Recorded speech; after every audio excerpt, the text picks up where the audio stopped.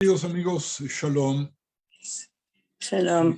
Iniciamos pidiendo por las personas enfermas, pidiendo por su pronto restablecimiento y acompañando el duelo de aquellas personas que perdieron seres queridos.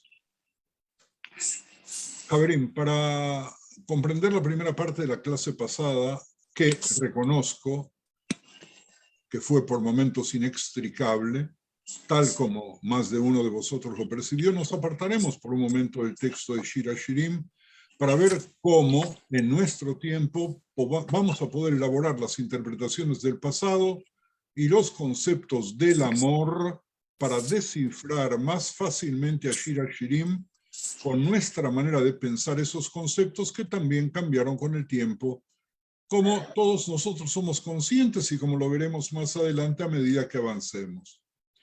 Como inicio de nuestra reunión de hoy, este brevísimo relato. El Rabbi Hasídico Moshe de Sasov enseñó que aprendió lo que es el verdadero amor, ¿dónde? ¿Con quién? De unos campesinos en una taberna. Un campesino puso su brazo alrededor del otro y le dijo: Iván, ¿me amas? Iván le respondió: por supuesto que te quiero. Entonces el primero le dijo: Iván, ¿estás al corriente de lo que me duele? Respondió: ¿cómo voy a saber lo que te da dolor si no me has dicho nada? Entonces le expresó: si no sabes lo que me da dolor, ¿cómo puedes decir que me amas? Cuando estudiamos Shir HaShirim, Javerim y Javerot, Rabbi Moshe de Sasov nos enseña que amar a alguien es saber lo que le produce dolor y actuar para aliviar ese dolor. Amar a alguien es saber lo que le da alegría y actuar concretamente para aumentar esa alegría. El verdadero amor es actuar en favor del otro, para satisfacer todas sus necesidades. Javerim Javerot Shir HaShirim habla del amor como anhelo y emociones, pero no se conforma con ello. El pastorcillo, si nosotros queremos llamar al personaje pastorcillo, sí sale a rescatar a su pastora, pasa a la acción. El amor, Javerim y Javerot, como bien sabemos, pero que a veces olvidamos, no es simplemente lo que sentimos, sino lo que hacemos. No es teoría, es acción. En la primavera y el corazón de los jóvenes y de los mayores, es la primavera y el corazón de los jóvenes y de los mayores que se vuelca en el amor. Deseo invitar a nuestro compañero José Manuel a darnos la explicación sobre el segundo versículo del primer capítulo de Shir HaShirim. No te he visto, José Manuel, espero que estés en estos momentos conectándote. Ahora sí, gracias. José Manuel se suma así a las Javerot, cuyas poesías e interpretación enviáramos y compartiéramos a los miembros exclusivos de este grupo. Y la respuesta que tenemos de vosotros nos da fuerza para continuar auscultando y aprendiendo de estos aportes que tanto nos enriquecen. Así que, José Manuel, muchas gracias por tu observación, por tus preguntas, y ahora adelante con lo que preparaste. Miren, José Manuel iba a hablar, espero, sobre el concepto de piu, de la boca, y entonces, y de los besos, citando al Zohar. Y permítanme hablarles por un instante de un concepto muy especial que se llama mitá neshika. Mitá neshika es en español la muerte por un beso, que así se llama cuando una persona muere de golpe, por lo general dormido, sin haber estado enfermo, sin haber sentido dolor. Dios no solo anhela las palabras reales de la Torá pronunciadas por los eruditos, sino que quiere el propio aliento que sale de sus bocas cuando pronuncian palabras de la Torá. Estoy tratando de explicar a partir de Shir HaShirim el concepto de la muerte con un beso. Nuestro pasuk, nuestro versículo se entiende pues como él me besará con los besos de su boca y así tomará mi alma.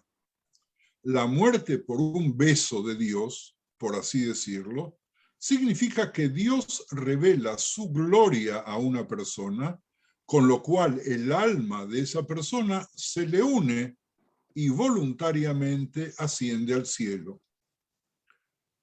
Esto se debe a que la fuente del alma es el mismo Dios. Hace este comentario Ramban Nachmanides en Bereishit Génesis 2:7. Y cualquier materia que se acerque a su fuente se aferra automáticamente a esa misma fuente. Aarón, Moshe Rabenu y Miriam, la profetisa, murieron por el beso de Dios. Rashi en Bemidbar 21, en Números 21, estaba seguro que Miriam falleció con Mitat Neshika. La frase que, como vimos, literalmente significa la muerte por un beso, en este caso por el beso divino. En el caso de Aarón, la tradición entendía que era Mitat Neshika porque el versículo, el pasuk, dice que falleció al pi Hashem, al pi por Dios, por la boca de Dios. Si ustedes pueden rápidamente encontrar el capítulo 33, pasuk 38, voy a leer dos traducciones. Traducciones tomadas de la red. Una de esas traducciones dice, entonces Aarón a Cohen subió al monte Or por mandato. Otra traducción dice por orden, porque los traductores no dicen por boca al pi Hashem, por boca al pi Hashem, por boca del Señor. Y allí murió el año 40 después que los hijos de Israel habían salido de la tierra de Mitzrayim, el primer día del mes quinto. Resulta muy difícil traducirlo si no nos detenemos sobre al pi Hashem. Dado que no hay nada físico en este tipo de muerte, Javerim y Javerot, Dios no tiene boca, por lo que no hay beso de ningún humano. Rashi pensó que la Torá omitió las palabras relativas a la muerte de Miriam porque sería un poco delicado referirse a una mujer y a la boca de Dios. Rashi no relaciona los dos ejemplos con una preocupación por el lenguaje humano ni con los muchos poderes que la Torá otorga al habla, como crear prohibiciones a nivel de la Torá con juramentos o votos, y o borrar los fracasos y los errores del pasado con palabras de arrepentimiento. Creo que la Torá quiere que sepamos que el lenguaje humano da forma al mundo, por lo que la duplicación del lenguaje por parte de Moshe refuerza lo que se estaba logrando y es una referencia poco delicada, sigue siendo poco delicadeza, aunque solo el lenguaje el que crea la falta de la delicadeza y no la acción del hombre. Esta es una enseñanza impresionante para nuestra generación que tampoco cuida el lenguaje.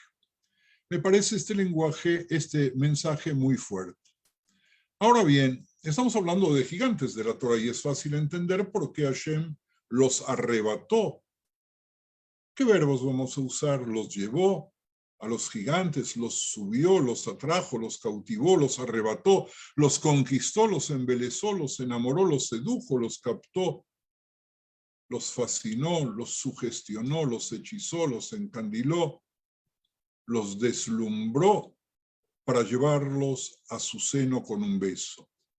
Pero que los eruditos ordinarios de la Torah estén destinados a morir por el beso de Dios, cualquiera de nosotros, ahora eso es algo que pocas veces se oye, pero que es absolutamente asombroso.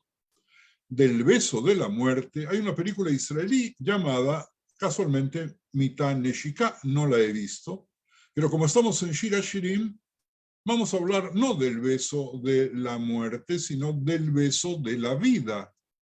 ¿O acaso el beso fogoso del segundo versículo del primer capítulo es un beso tan fuerte que puede transportarnos también hacia el otro beso?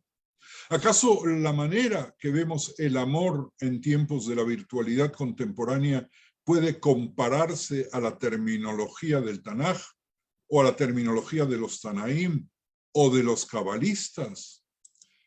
Me detengo un segundito para preguntarle a José Manuel si tiene sonido. Avanzamos para seguir tratando este tema, ¿verdad? Para tratar de entender cuando hablamos de amor en nuestro tiempo, si tiene algo que ver con el amor que aparece en Shir Hashirim, con los besos de Shir Hashirim. Para ello vamos a recurrir a pensadores, comenzando por el alquimista médico y astrólogo suizo Paracelso, nacido hace muchos años en 1493 en Salzburgo. Escuchen a Paracelso muy bien, porque los ecos nos van a llevar rápidamente a Pirkei Avot. Paracelso nos dice algo que seguramente, sin proponérselo ni pensando la frase, ya la revisó con ella para nosotros. La Reayá amonesta a las hijas de Jerusalén, habíamos visto, para que no despierten el amor antes que esté maduro. Y esto es lo que dice Paracelso. Cito a Paracelso, que quien no conoce nada, no ama nada. Termina la cita. ¿Acaso sabía que el verbo ladat, conocer, significa amar en el hebreo bíblico? Y sigue diciéndonos Paracelso, quien no puede hacer nada, no comprende nada. Quien nada comprende, nada vale. Pero quien comprende, también ama, observa, ve. Cuanto mayor es el conocimiento inherente a una cosa, más grande es el amor. Y Paracelso continúa, quien cree que todas las frutas maduran al mismo tiempo que las frutillas, que las fresas, nada sabe acerca de las uvas. Voy a volver a citarlo. Quien cree que todas las frutas maduran al mismo tiempo que las frutillas, nada sabe acerca de las uvas y por lo tanto no sabe nada, pero nada acerca del amor. La semana pasada vimos que la Reayá amonesta a las hijas de Jerusalén para que no despierten el amor antes de que esté maduro. Y Paracelso nos enseña a enfatizar la necesidad de corregir y afinar los rasgos del carácter para potenciar el amor de Dios y el amor del hombre. Nada hay que precipitar si el amor no ha madurado lo suficiente. Lo vemos en Shir Hashirim. La Reayá sabe esto, que todo tiempo tiene su tiempo. En nuestra época, algunos psicoterapeutas enfatizan que la experiencia interpersonal ayuda a descubrir comportamientos que provocan crisis en las relaciones y permite elegir el mejor curso de acción. Según ellos, el apego es un elemento primario y crucial en la configuración de la naturaleza de la relación con otras personas, mientras que en la aceptación el apego es solo una etapa inicial que crea las expresiones más básicas de amor, desde la cual la persona asciende luego a etapas superiores. Así, el concepto de amor en el comienzo de la sabiduría puede enriquecer la teoría relacional y profundizar su comprensión sobre la dinámica del amor. Retrodescamos en el tiempo para hacer propio el pensamiento de algunos cabalistas de Tzfat que han discutido a menudo el concepto de devoción, de Dveikut, en fundamentos teológicos y literarios y en textos místicos morales compuestos todavía en tiempos anteriores a ellos mismos. Para ello ingresaron al libro del Zohar, al Jobot HaLevavot de Ibn Pakuda, a los ensayos de los Hasidim Ashkenazíes y los escritos del rabino Abraham Abulafia y sus discípulos. Después de la primera etapa, se formaron tres enfoques principales. Para familiarizarnos con los pensadores, vamos a agregar la brevísima biografía de algunos de ellos. Pero antes del primer enfoque, que será de Shlomo Alkabetz, otra digresión que les pido, disimulen, porque su objetivo es abrir más aún el abanico interpretativo. Pero antes de ver las teorías de nuestro tiempo influidas por las escuelas psicoanalíticas, ven las expresiones de amor y apego en adultos como productos de experiencias formativas con los padres y otros adultos de la infancia. Y antes de reunirnos con los grandes autores del siglo XVI, vamos a ver lo siguiente. Otra vez van a decir que estoy embrollando todo el texto y que estoy hablando de cosas desconexas, y tendrán razón. Pero quiero llevaros al clímax del Cantar de los Cantares. La mujer también compara el amor con un fuego ardiente, pero no con un fuego cualquiera, sino con una llama tan intensa como la del propio Dios. Dice Shir HaShirim en el capítulo 8, Pasuk 6. Ponme como un sello sobre tu corazón, como una marca sobre tu brazo, porque fuerte es como la muerte el amor. Repito, hablábamos de Mitane Shika hace unos minutos, desconectados, ¿verdad? Aparentemente. Pero aquí nos dice Shir HaShirim, porque fuerte es como la muerte el amor, duros como el Sheol los celos, sus brasas, brasas de fuego, fuerte llama. Fuerte llama. Vamos a regresar al concepto de la llama fuerte. Las muchas aguas no podrán apagar el amor, ni lo ahogarán los ríos. Si diese el hombre todos los bienes de su casa por este amor, de cierto lo menospreciarían. Javerim Javerot, no es necesario ser ni filósofo ni psicólogo para que después de oír estos versos de Shir HaShirim, descubramos que el amor es algo más que una simple amistad. Pareciese ser un compromiso mutuo, exclusivo, un apego ardiente, y es este aspecto del anhelo ardiente lo que Shir HaShirim pone de manifiesto con tanta fuerza. Se trata, como mínimo, de una expectativa contracultural, porque en nuestra cultura seguimos deseando la pasión ardiente, pero hemos desconectado en gran medida otras expectativas del mismo.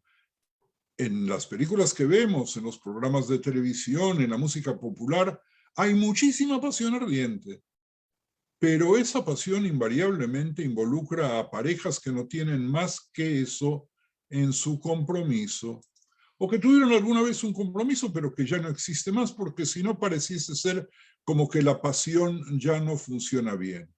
Al contrario, en las cintas, cintas es un término de mi infancia, en las películas, en Netflix, qué menor compromiso, más pasión ardiente. Pero no parece que ese sea el mensaje de Shir HaShirim. Miren, Javerim, les voy a traer otra antigüedad.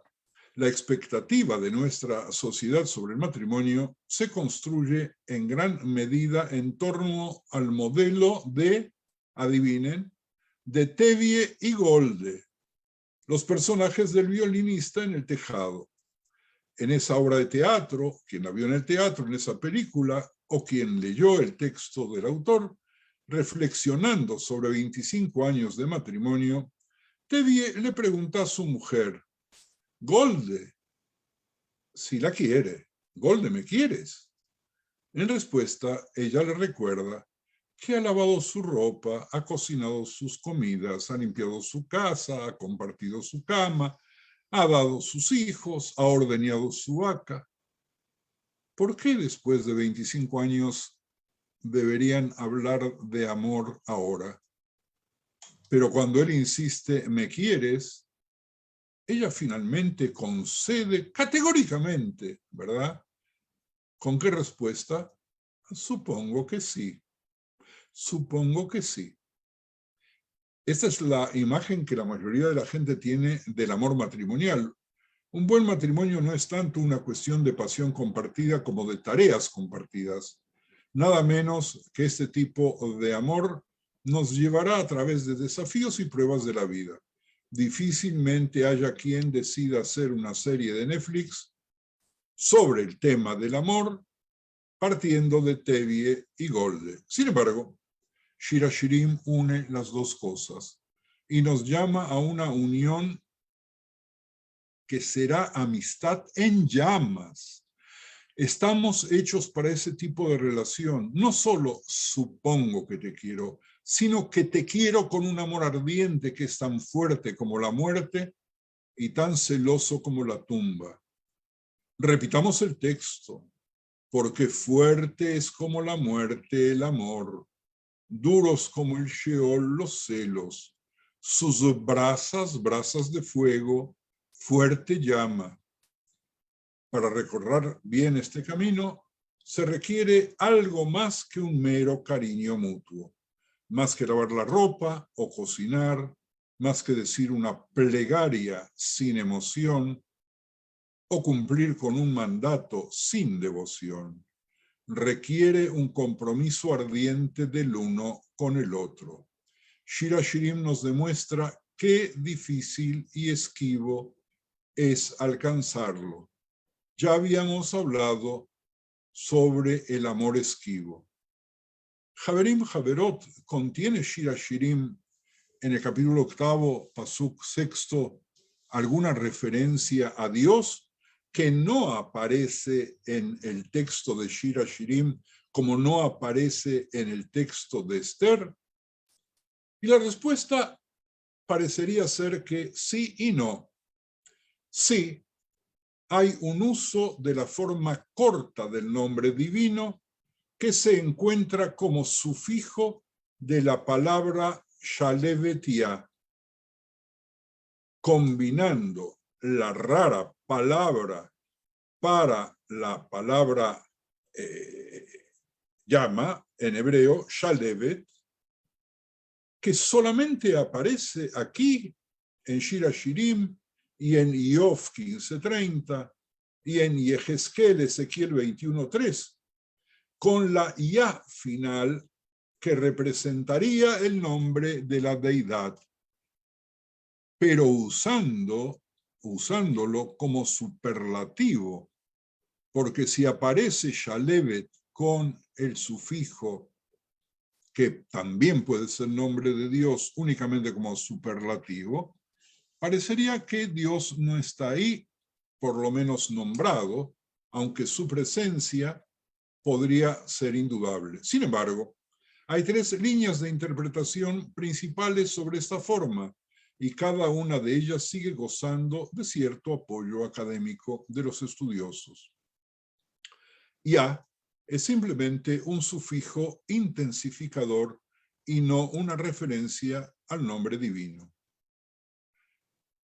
Ya, pero no debería pronunciarlo tal cual, sino como nosotros le decimos. Ka es una forma abreviada del nombre divino, pero que aquí también sirve como sufijo intensificador. Ka ya es una forma corta del nombre divino y representa el nombre divino.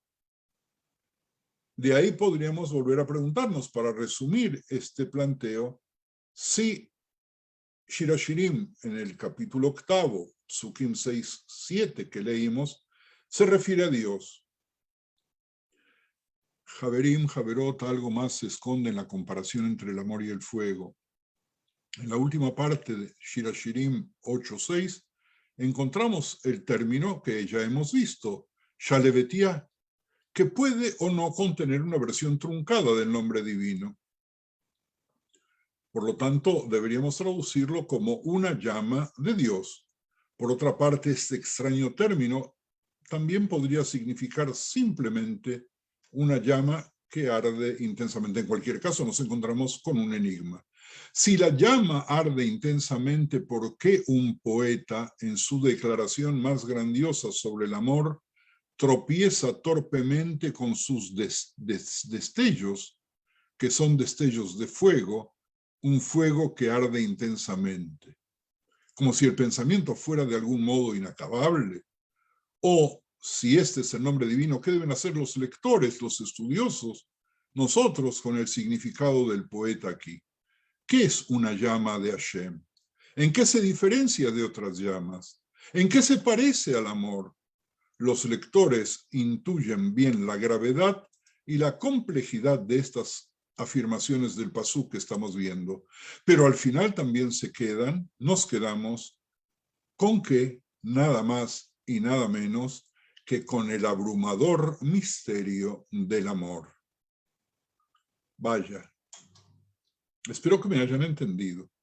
Si hay alguien que necesita aclaración, por favor dígalo ahora, pero únicamente para ampliar si hay algo que no se entendió, para que podamos al fin empezar la clase, porque hasta ahora hemos dado vuelta alrededor de nosotros mismos, para variar.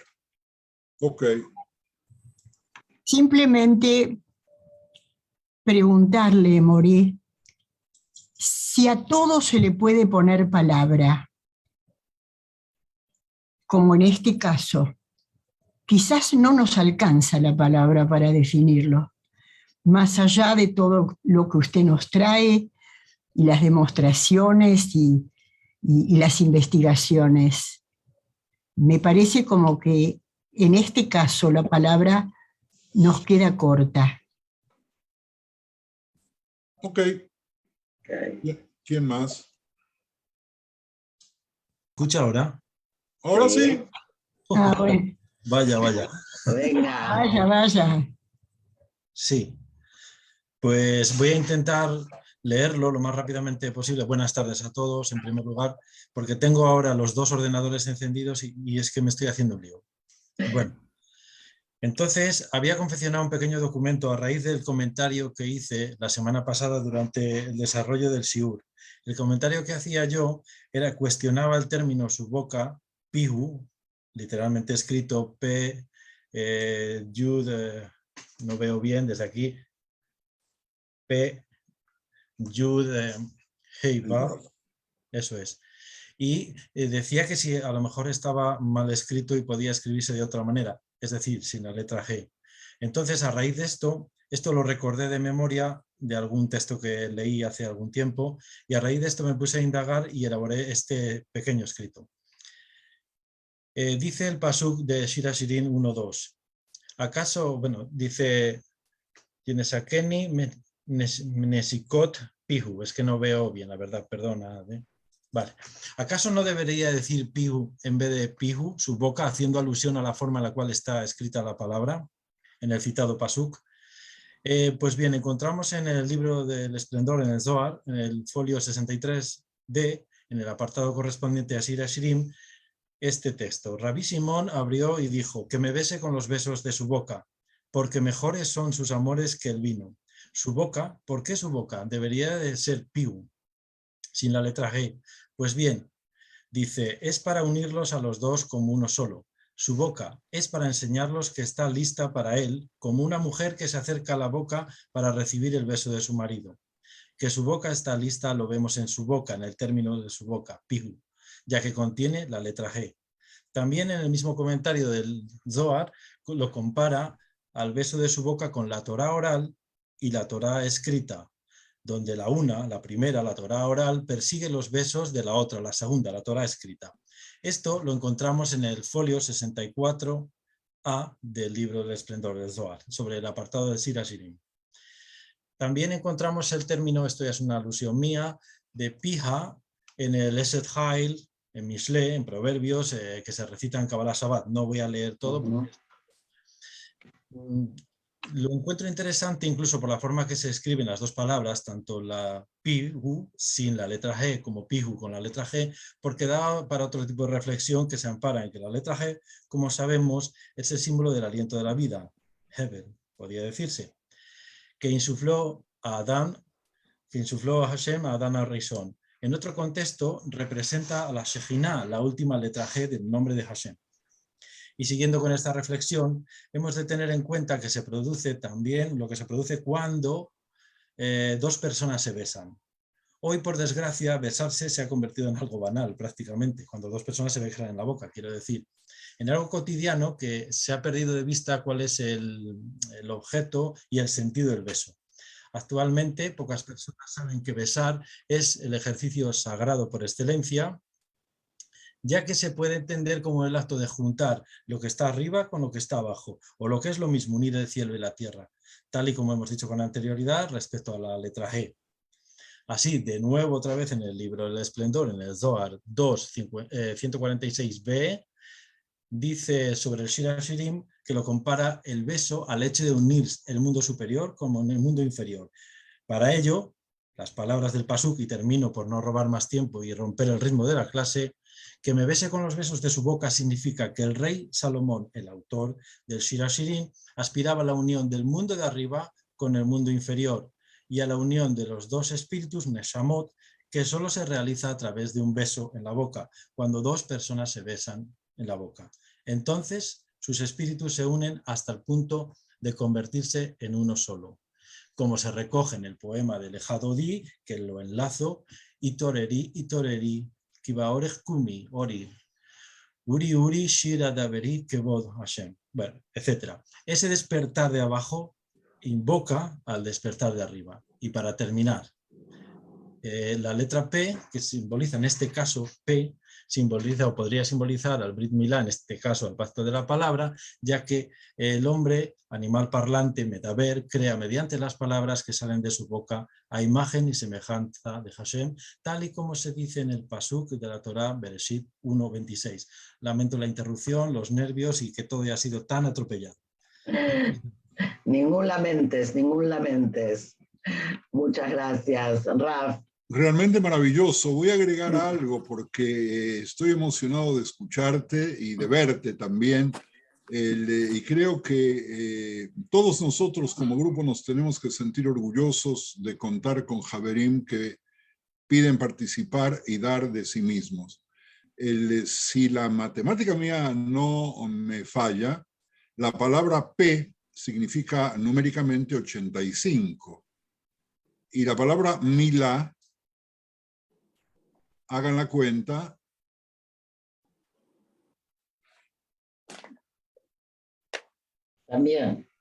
también, es decir, de que nosotros, P, palabra, Milá, pacto de la palabra, se unen también numéricamente si es que vamos a explorar por esos terrenos a los cuales yo tengo mucho cuidado de ingresar. Así que muchísimas gracias. Kol hakavod leja. Vamos entonces a los cabalistas y vamos a ver la biografía, que ahora sí ya llegamos a este punto, que calculaba yo que íbamos a poder llegar mucho antes. El primer enfoque, como dijimos, pertenece a los pensadores. El cabalista y bardo Rabbi Shlomo Alkabetz, de Salónica, nació en el año 1500 y murió en 1580. Fue un poeta y rabino nacido bajo el Imperio Otomano, que se trasladó a Tzfat en 1535 y allí compuso su obra más famosa, la canción litúrgica de Lejadodí. Vamos a ver un cabalista mucho menos conocido, que es Rabbi Elisha Galikó. Las fechas exactas de su nacimiento y de su muerte no se saben, se calcula que es cerca del 1520, nació y 1579 falleció, por lo tanto de la misma época que Shlomo Alevi Alkabetz. Fue uno de los mayores sabios y líderes de la comunidad de Tzfat, nació en Italia y se trasladó a Tzfat en 1540. Vamos a conocernos también con el predicador y posek Rabbi Moshe al-Shich, que nació en 1508, también en el Imperio Romano, y era hijo de Haim al-Shich. Posteriormente se trasladó a Tzfat, donde fue alumno de Yosef Karo. Murió en Sfat en 1593. Según este enfoque, el fervor dveikut a Dios se expresa principalmente en la devoción a la Torá y no tiene necesidad de aspectos sociales, como habíamos visto en la interpretación contemporánea, ¿verdad?, de los psicólogos. Los escritos de estos sabios tratan de la sabiduría divina presentada como completa e inocente, y de comparaciones entre ella y la sabiduría humana, incluida la ciencia, que es parcial y defectuosa. A través del estudio de la Torá, el alma humana divina recibe un despertar que le permite aferrarse a su fuente, que es la misma Torá. Porque como el fuego convierte en fuego todo su alimento, así es la materia de la Torá. Su amor erótico e intenso expresa los anhelos del alma por la Torá y sus secretos. Vamos a ver a Eliyahu ben Moshe de Vidas, que probablemente se pronunciaba en su época de Vidash, autor de Reishit Jochma y de otro libro llamado Kavanat Hashem, que fue alumno de Rabbi Moshe Cordovero, que fue cuñado de Rabbi Shlomo Alevi Alkabetz, que fue el autor del Ejadodí, como ya vimos, que fue Raf en Hebrón y murió alrededor de 1580, estoy hablando de Moshe de Vidas. Por otro lado, ofrece una lectura más universal de estas expresiones. Cada uno deducirá si ve Shir Hashirim como él. Para Eliyahu ben Moshe de Vidas, cuando la referencia se realiza con éxito, desdibuja los límites físicos y la desconexión entre los seres humanos y contribuye a la restauración del antiguo estado de unidad. Ser uno solo cuando son dos. Ser uno solo cuando son dos. Cuando la dveikut se realiza con éxito, desdibuja los límites físicos y la desconexión entre los seres humanos y contribuye a la restauración del antiguo estado de unidad interior anterior al pecado de Adán. Vaya, estamos hablando el Bereishit antes del pecado de Adán, al que se llega por medio del amor. A ese Bereishit previo al pecado se llega por el beso de Shir Hashirim. En el contrapunto idiomático, filosófico e histórico, el diálogo imaginario entre las ideas cabalísticas y las teorías psicoanalíticas da lugar a la percepción de que, aunque las experiencias humanas son diversas y muy diferentes entre sí, existe una asociación vital entre los seres humanos, una conexión que es universal y accesible para todos. A diferencia de De Vidash, argumentan que la adherencia se logra a través del estudio personal y no requiere contacto social. Otro enfoque es el del rabino Yosef Karo, el más conocido probablemente de todos. El rabino Yosef Karo, que nació en 5248, 1488, y que murió en 1575, es el autor del Shulchan Aruch, que es el código de la ley judía. Nació en Toledo, España, durante los años de la Inquisición, como hemos podido ver, y huyó de ese país a la edad de los 4 años con su familia, junto a las miríadas de judíos que fueron desterrados de España en el año 1492. Su familia tuvo que vagar de ciudad en ciudad, de país en país, sin encontrar un refugio seguro hasta que se establecieron en Kushta, Constantinopla, Turquía. Yosef Karo, ya habíamos visto, tenía 4 años apenas cuando fue expulsado con su familia como consecuencia del decreto de la Alhambra y posteriormente se estableció en Portugal. Tras la expulsión de los judíos de Portugal en 1497, los otomanos invitaron a los judíos a establecerse en su imperio. Caro fue con sus padres tras un breve traslado a Marruecos, hacia Nicópolis, entonces una ciudad bajo dominio otomano. En Nicópol recibió su primera instrucción de su padre, que era un talmudista eminente. Se casó primero con la hija de Isaac Saba y tras su muerte con la hija de Jaime al-Balak, ambos conocidos talmudistas. Entre 1520 y 1522, Caro se estableció, como vimos, en Adrianópolis, más tarde Sfat, en la Galilea, a la que llegó hacia 1535, después de haber pasado varios años en Salónica y Estambul. En 1955, Caro ya residía en Bilia, cerca de Tzfat, y en ese año terminó de escribir el primer orden del Shulchan Aruch, el Or HaChaim. Caro estuvo muy cerca del cabalista y poeta Rabbi Eliezer Ascari, cabalista, darshan, escritor y poeta que vivió en Tzfat en el siglo XVI. Rabbi Eliezer fue discípulo de Rabbi Yosef Sagib, que era otro cabalista. En Tzfat, Rabbi Eliezer Ascari fundó una jaburá, que es una jaburá, no lo que exactamente llamamos hoy, sino una hermandad sagrada que le dio el nombre de Sukkot Shalom. El propósito de esa hermandad era traer al pueblo de Israel de regreso a la práctica religiosa, lo que hoy llamamos Hazara Bitshuva. Para promover esta causa, escribió el conocido libro Sefer Haredim. En este libro las mitzvot se clasifican de acuerdo con los miembros del cuerpo que las cumplen.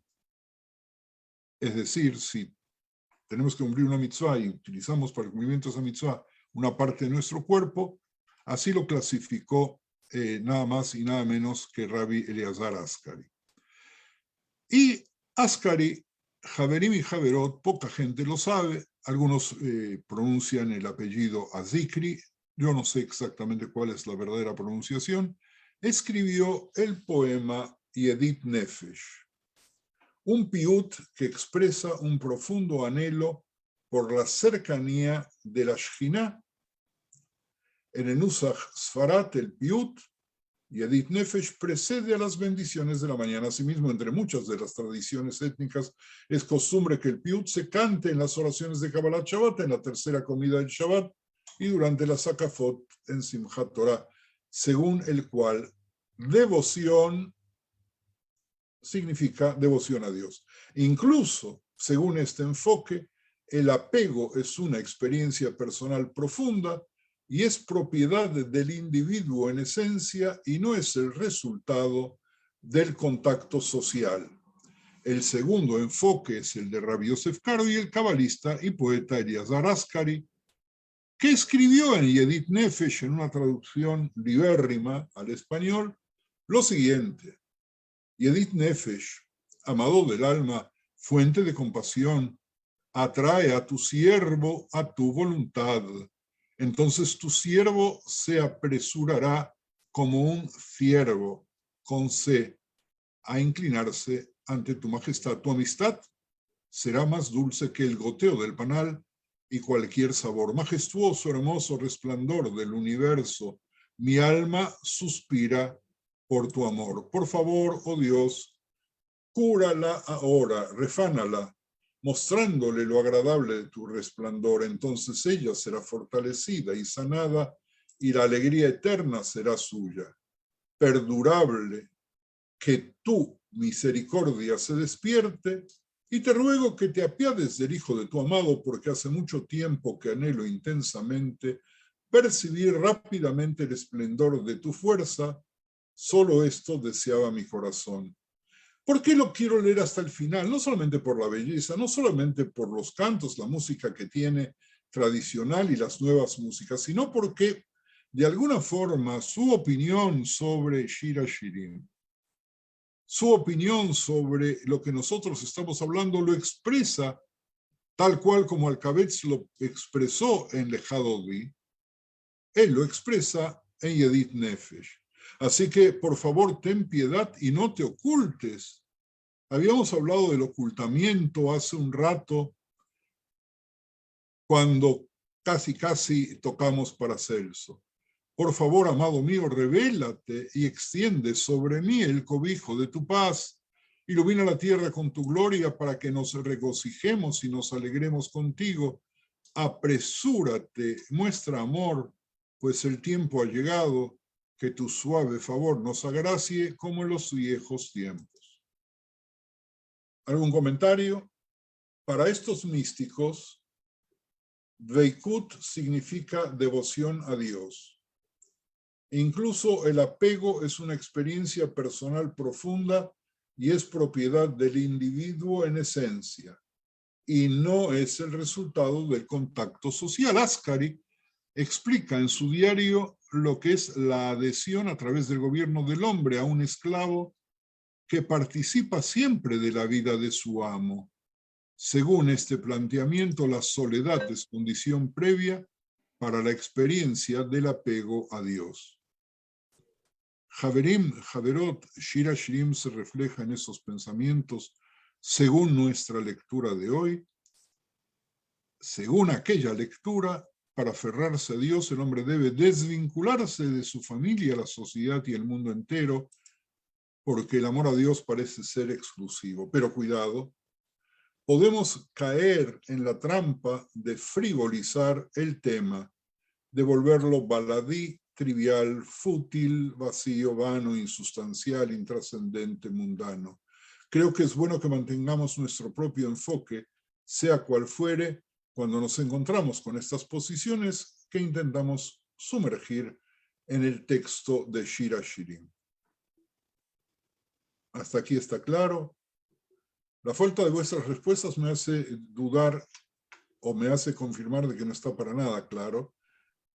No sea que la semana próxima, si Dios nos da vida y fuerza, tengamos que retroceder al Shiur cuarto, como en el cuarto retrocedimos al tercero, y si seguimos así vamos a tener que retroceder al segundo. ¿Algún comentario, Javerín?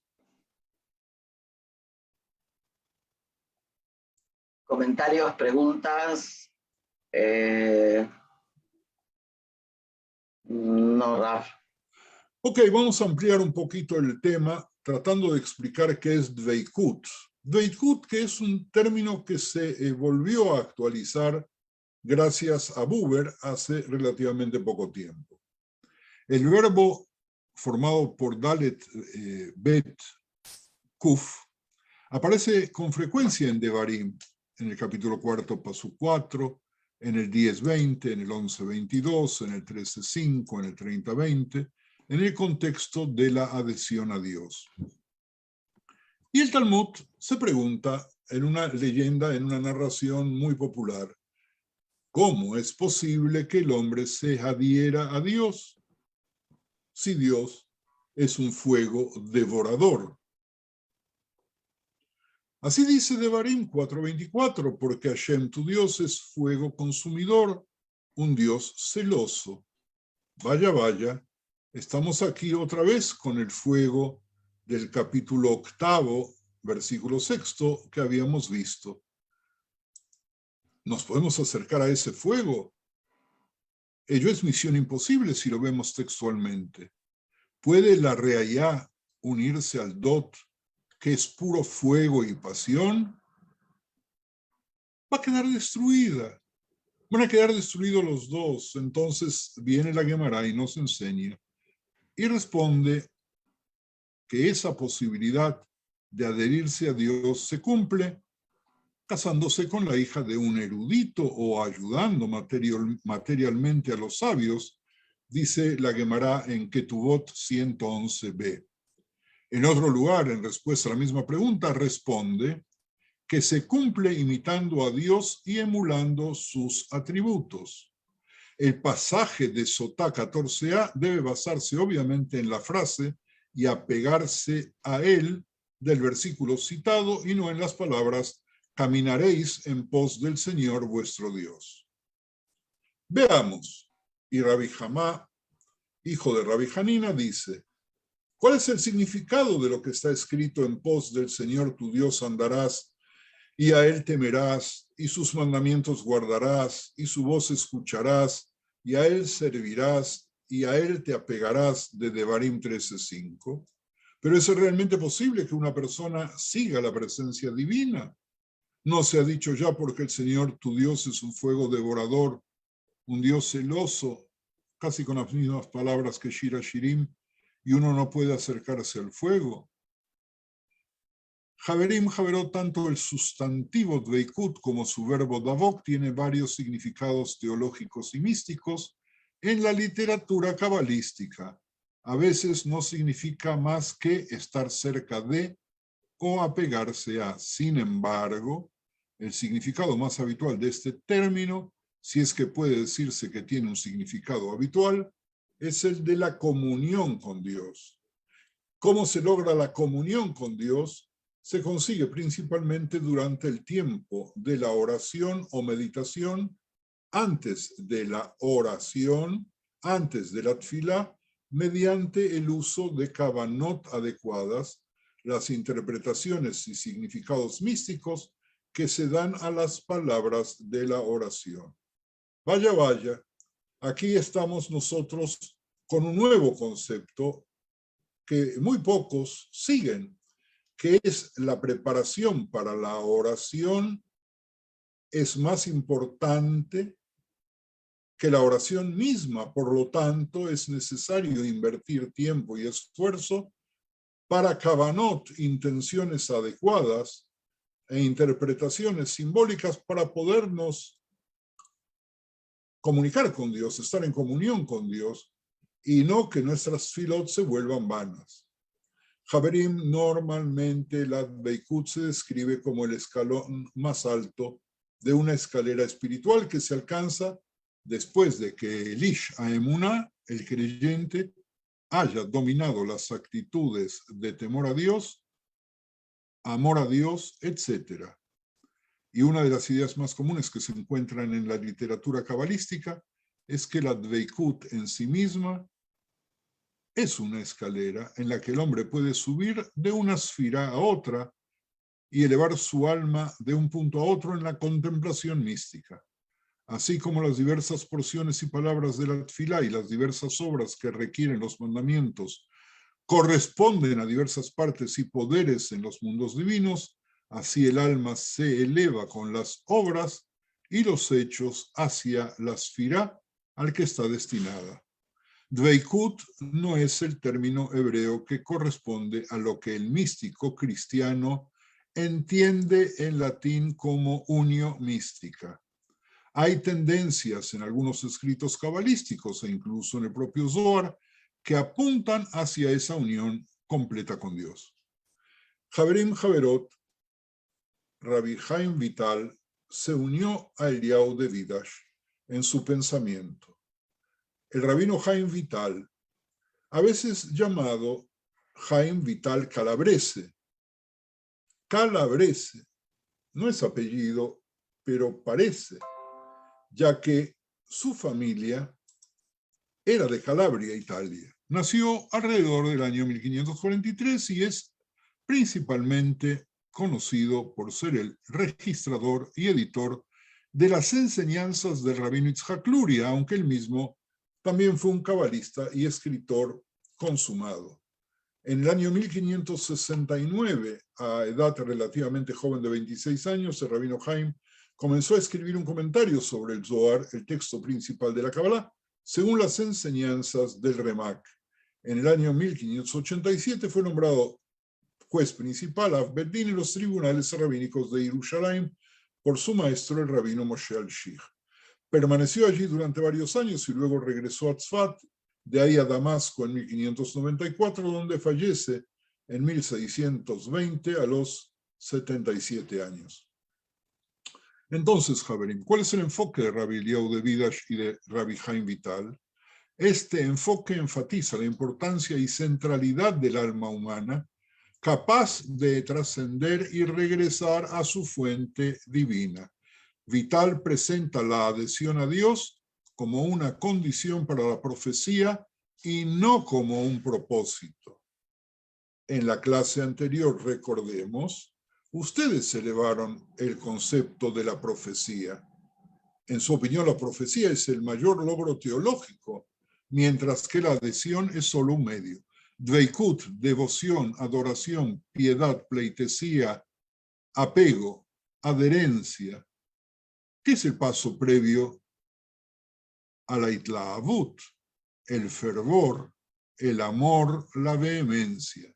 Entonces tenemos nosotros aquí un concepto, el concepto de Dveikut, y otro concepto que también Buber de alguna manera rescata en sus escritos, llamado la itlaavut, el fervor. A diferencia de los otros enfoques, este rumbo enfatiza, sí enfatiza, la relación de los seres humanos debidas, otorga supremacía al amor. En su opinión, la adhesión a Dios se logra precisamente a través del intenso amor del hombre con los demás, del hombre con el prójimo. Los elementos del amor, la dveikut, la adherencia, el deseo, la avidez, son una especie de escalera de referencia a través de la cual el alma asciende en grados de apego a su fuente superior. Según De Vidash, el deseo es la máxima expresión de amor y devoción a Dios. Esta raíz ya aparece en escritos de uno de los más importantes pensadores y líderes de la Edad Media, Rabbi Moshe ben Nachmanides, el Ramban con N al final. El mundo, de buena gana y con un objeto simple, será su existencia mientras el objeto esté en él, y cuando hay un objeto en su anulación, será así inmediatamente. Según el Ramban, el término objeto expresa una idea relacional, según la cual existe una relación recíproca y una influencia mutua entre Dios y todas las criaturas, el poder que media entre Dios y el mundo. Bueno, Javerot, se nos está acercando el minuto en el cual vamos a finalizar, pero no estamos apretados porque avisamos que este shiur va a durar más que una hora. Así que es el momento de preguntas y comentarios. Por favor. Sí, solamente es como que me llevó a repensar el Shema Israel, ¿no? Que comenzamos diciendo: amarás al Señor tu Dios con todo tu corazón, con toda tu alma, con toda tu fuerza. Y de ahí en más comienzan las instrucciones de cómo amarlo. Me lleva a pensar, ¿no?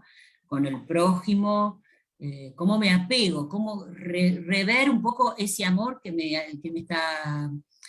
me plantea el Shema Israel, a través de todo lo que usted nos está compartiendo. No sé si puedo andar por ahí, pensando y siguiendo pensando, y seguir pensando.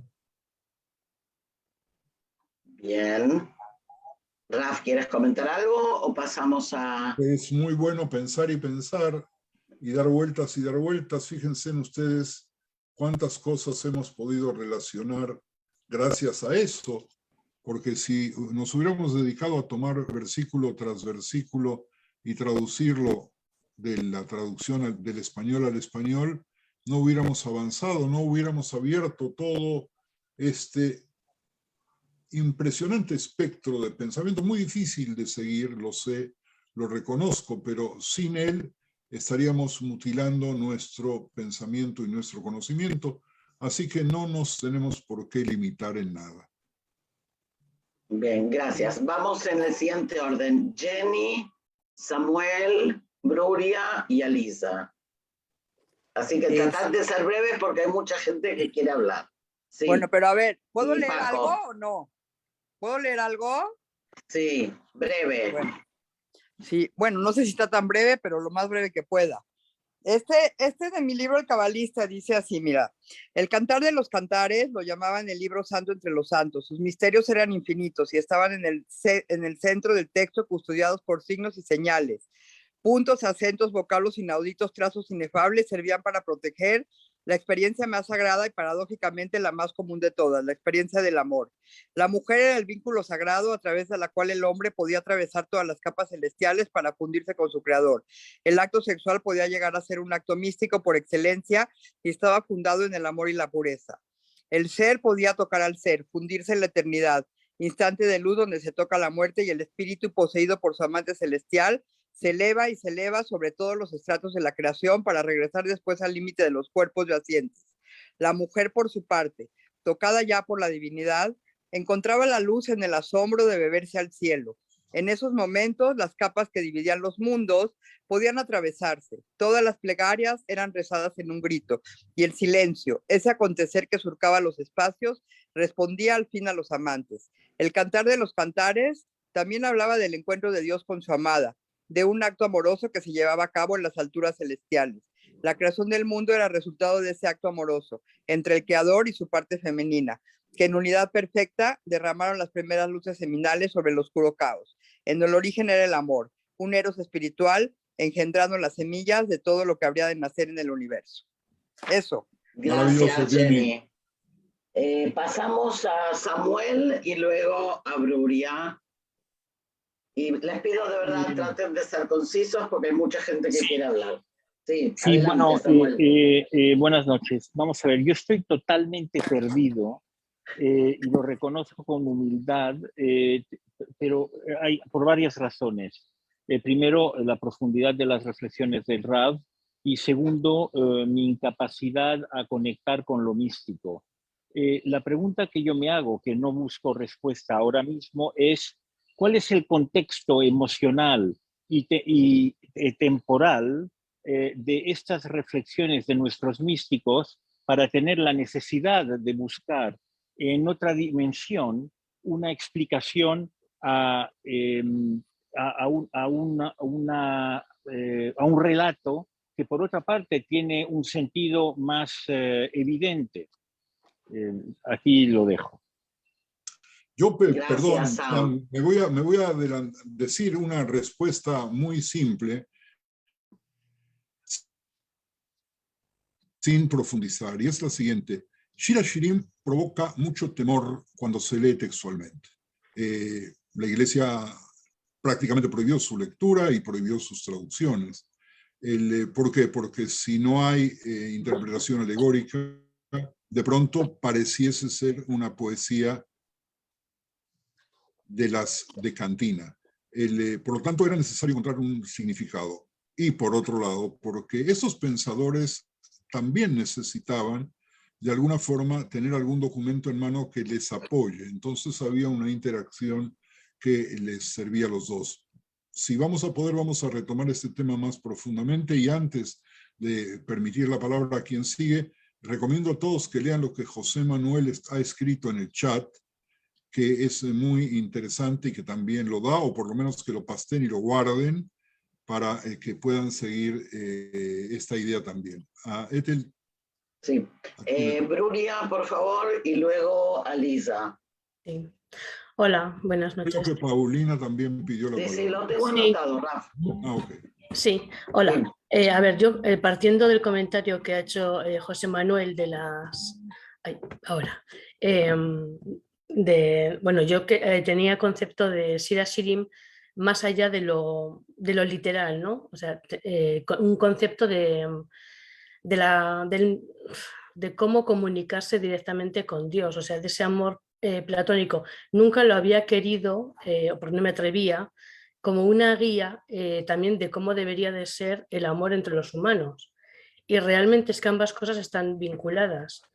Tiene que haber un perfecto amor entre los humanos por el bien de la creación, que además es el reflejo o sea, el amor con Dios, hacia Dios, es el reflejo del amor que debemos de tener hacia la creación, hacia los seres humanos. Y ese amor platónico, no sé, es como una pelota, o sea, como una cosa circular, una cosa va a la otra, ¿no?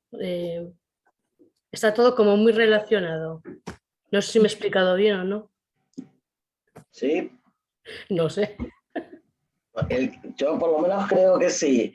Gracias, Bruria. Vamos a Lisa, Paco y Paulina. Sí, Rav, quería hacer una pregunta, porque desde lo místico, y esto también tiene que ver con lo que dice José Manuel, ¿no?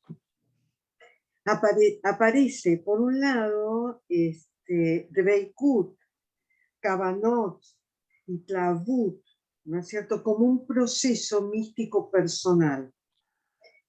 Y en realidad, después Ramban dice el vínculo o la relación que es recíproca de Dios con todas las criaturas. Por lo tanto, esa Dreikut o esas Kavanot tienen una diferenciación, como dice acá José Manuel, con Ama Aretz o eruditos, o ese camino nos tiene que servir para justamente también revelar, digamos, esta relación recíproca de Dios con las criaturas entre nosotros. ¿Se entiende la pregunta? Yo creo haberla entendido y de alguna forma la contestamos antes cuando hablamos de mitad Neshika, cuando era fácilmente comprensible de que la muerte por un beso sea alcanzada únicamente por los máximos personajes del mundo, escasos, como aparecen en el Humash, y sin embargo alcanzan o pueden alcanzar, y nosotros deseamos que nos alcancen a cada uno de nosotros. Es decir, que si bien hay algunas personas que tienen mayor posibilidad, porque se entrenan para eso, para llegar allí, nadie está exento de poder unirse con Dveikut y llegar a la Itlaavut, que son nada más que procesos escalonados en los cuales todos podemos aspirar a llegar.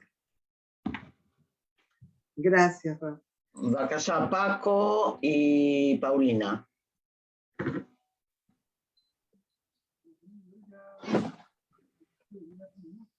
Paco, abra el micrófono. Ya está, gracias. Sí, la mía es aprovecharme, a ver si el rabino me aclara en el 8.11. En el 8.11 dice, Salomón tuvo una viña en Baal Hamón. Y yo lo que quiero saber es, en hebreo, el valor de ese verbo, si está en pasado, en futuro, o es ¿cómo está? Salomón, y bueno, por supuesto, la charla está teniendo un nivel tan alto que no me importa que esto pues no ocurra ahora, y ya el rabino me lo aclarará por email, porque esto es un detalle sin importancia, ¿no? Yo no tengo en estos momentos el Shira Shirim, o me llevaría mucho tiempo buscarlo porque es importante. Sí. Yo lo tengo, Rab. A ver, léelo por favor, Alisa, en ibrit. Sí. Kerem Ayali Shlomo, Bebal Hamon, Natan et Kerem Lanotrim. En la textualidad aparece que lo tuvo en el pasado. Tuvo en el pasado. Bien. Sí. Correcto. Gracias, muchas gracias. Prina, por favor. Hola.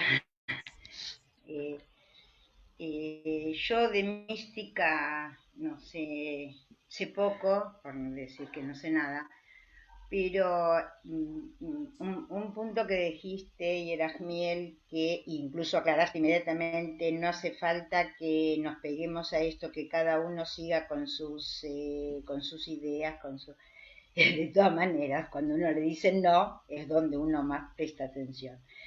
Y me refiero a esto de cómo es esto dentro de la mística judía, Dveikut, a Dios, escindido del mundo, de lo terrenal, escindido. ¿Cómo es eso?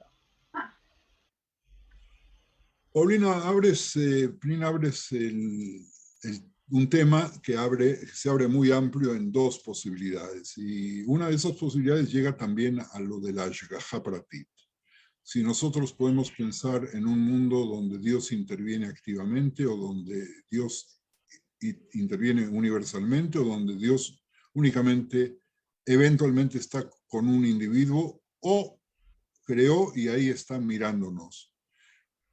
Pero por otro lado, hay algo que a mí me gustaría colocarlo como punto prioritario. El amor, cuando se convierte en fuego, en Shalevet Iyah, en un fuego divino, es obligatoriamente excluyente de todos los demás. Cuando existe un amor y una entrega totales, todos los demás no están.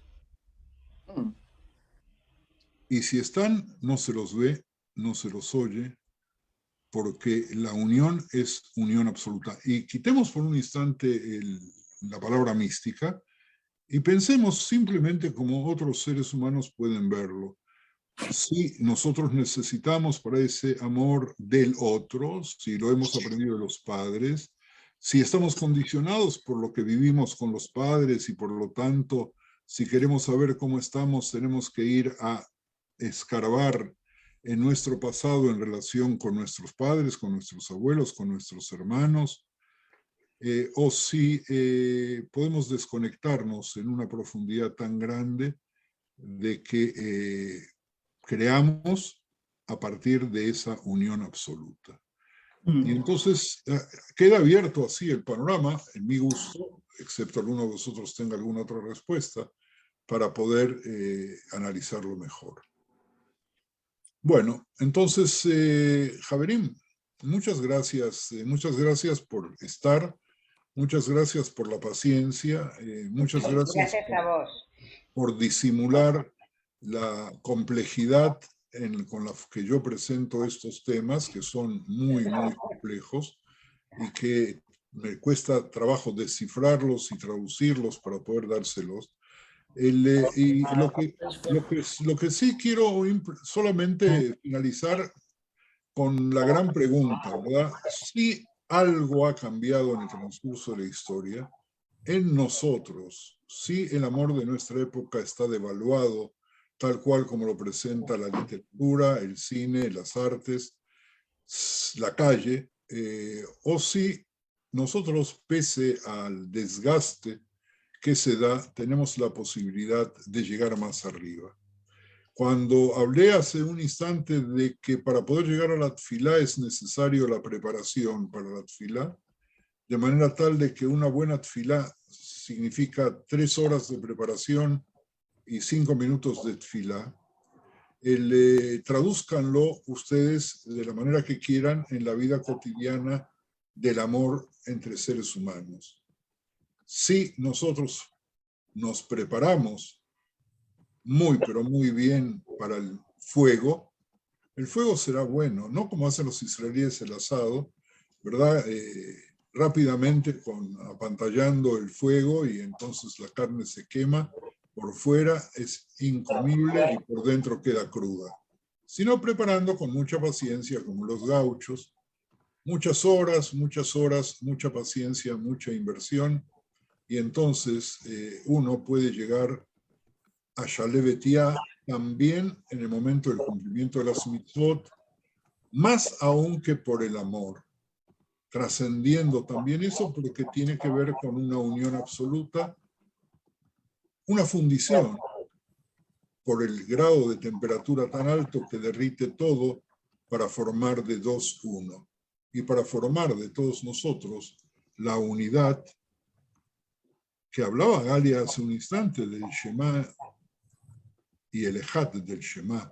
Así que Galia, te devuelvo con la raqueta lo que trajiste del Shema cuando nos vamos esta noche a pedir a Dios que nos dé mucha salud y que nos podamos ver todos con salud y alegría la semana próxima. Javerim, Javerot, muchísimas gracias. Cuídense mucho.